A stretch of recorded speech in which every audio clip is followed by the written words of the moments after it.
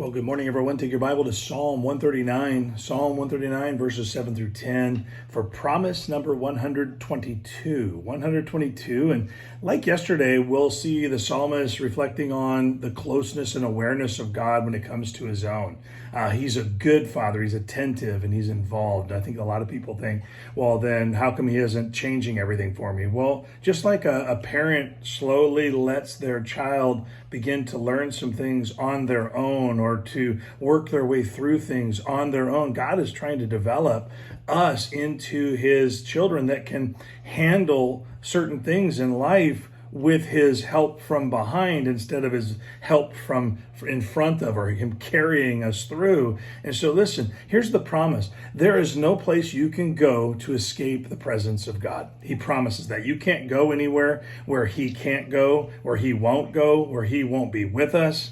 He promises to be there. Now, that does not mean that he will intervene. That does not mean he'll change the circumstances, but he promises that he will travel with us. Think about this. In fact, let's read the verses, starting with verse number 7. Psalm 139 says, "Whither shall I go from thy spirit, or whither shall I flee from thy presence?" See that? He's talking about where would I go by accident, or where would I flee from you to, where I can get away from you. Verse number 8, it says, "If I ascend into the heavens, thou art there. If I make my bed in hell, behold, thou art there.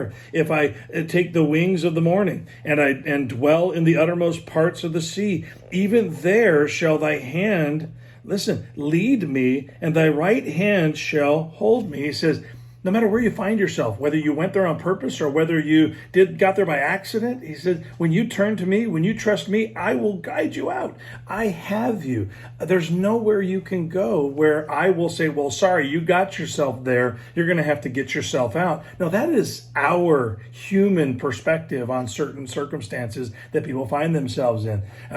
Sometimes we give up on people and we put them in a position of, well, you found yourself there, find your way back out of there. And sometimes we're quick to that. Sometimes it's needed, but really, God is not like us.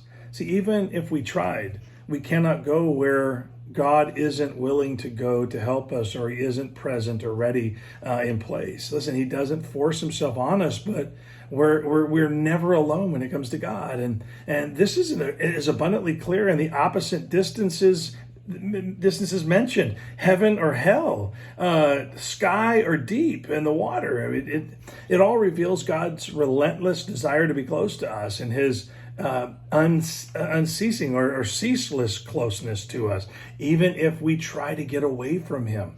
And so that should encourage us. Unlike Job that we looked at yesterday, this psalmist adds the situations that we choose. See, Job didn't choose his situation, but he understood that it's God's plan, God's purpose. God made him, God breathed life into him, so he would go wherever God told him to go.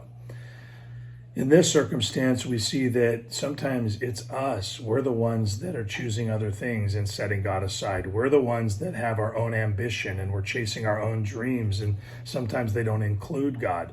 In fact, oftentimes we're chasing all the things the world is chasing at the expense of our relationship with God. But the good news is, when we come to our senses, when God calls one more time and we hear him, he is ready to guide us back to him. Let that be an encouragement to you. Hope it helps. Enjoy a blessed day.